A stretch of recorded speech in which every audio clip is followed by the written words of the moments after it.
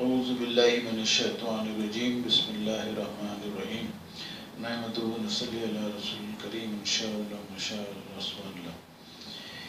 قرطبہ مسجد بہادر آباد کراچی پاکستان میں ہم لوگ ایک نشست کرتے تھے جس میں ہر کسی کو اجازت ہوتا تھا کہ بیان کر سکے، لیکن شرط یہ ہوتا تھا کہ بیان کے بعد سوال و جواب ہوگی، اور اگر سوال و جواب ختم نہ ہو اس دن تو نیکسٹ ویک سوال جواب سے ہی شروع ہوگا، نیا ٹاپک نہیں آئے گا، اور یہ جب تک ختم نہیں ہو یہ اسی ٹاپک کو چلائیں گے، اور نیا ٹاپک اس وقت تک نہیں آئے گا جب تک یہ ٹاپک کا کنکلوژن نہ ہو۔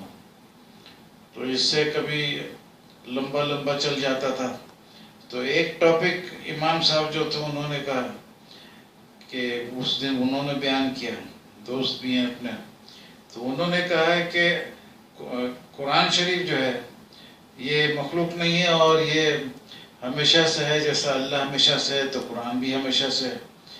تو یہ بات میرے کو کچھ اپیل نہیں کرتا تھا، لیکن کوئی دلیل نہیں تھا۔ اپیل اس لیے نہیں کرتا تھا کہ اگر قرآن پہلے سے ہے تو پھر اللہ نے کیا پروگرام کیا کہ موسیٰ علیہ السلام کو بھیجنے کا؟ اللہ تو خود بولتا ہے انتخاب کیا انسانوں سے اور بھیجا، اور فرعون کے پاس پھر اس قسم سے یوسف علیہ السلام، یہ سب کہانیوں کا تو پلاننگ بھی تو اللہ نے کیا نا۔ اب اللہ نے اگر قرآن شریف پہلے سے موجود ہے، اس کا کوئی ابتدا ہی نہیں، تو اللہ کا پلاننگ تو کچھ بھی نہیں ہوا نا۔ یہ تو پہلے سے جیسا اللہ تعالیٰ خود موجود ہے، اللہ تعالیٰ کوئی اس میں اللہ کا کوئی کمال نہیں کہ اللہ تعالیٰ نے بنایا، ایسا تو کوئی بات نہیں ہے نا۔ اللہ تعالیٰ ہمیشہ سے موجود ہے، اس میں کسی کا کمال نہیں ہے۔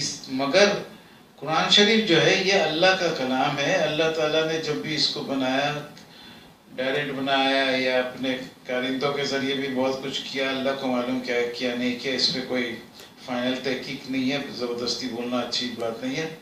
لیکن بات اتنی ہے کہ ادھر ڈسکشن میں ایک پوائنٹ طے پا گیا کہ عربی قرآن کا ابتدا ہے، یہ ہمیشہ سے موجود نہیں ہے، اور وہ ایسے فائنل اسٹیج میں آیا کہ جب امام صاحب تھک گئے سوال جواب سے، تو ایک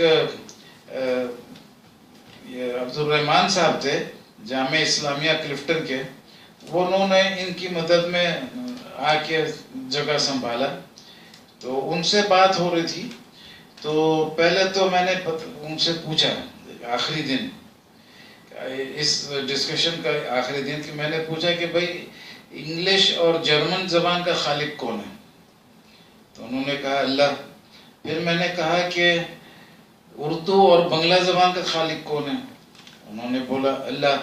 پھر میں نے کہا کہ عربی زبان کا خالق کون ہے؟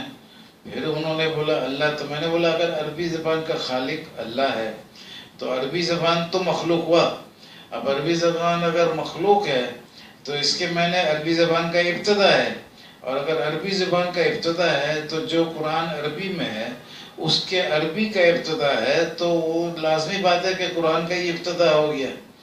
تو اس پہ انہوں نے بولا کہ ہاں، اس جو قرآن دنیا میں ہم دیکھ رہے ہیں اس کی تو ابتدا ہے، لیکن اللہ کے ذہن میں یہ خیالوں کی شکل میں تھا۔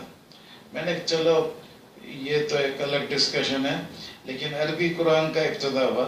اور اس کے لیے ایک مزے کی بات ہے کہ سورہ روم کا 22 نمبر آیت ہے کہ اللہ تعالیٰ نے یہ مختلف جو زبان ہے یا تخلیق ہوئی ہے، یہ سب اللہ کی نشانیاں ہیں، اور اسی طریقے سے اللہ نے کہا کہ اس عربی قرآن کو کلیئر عربک لینگویج میں نازل کیا۔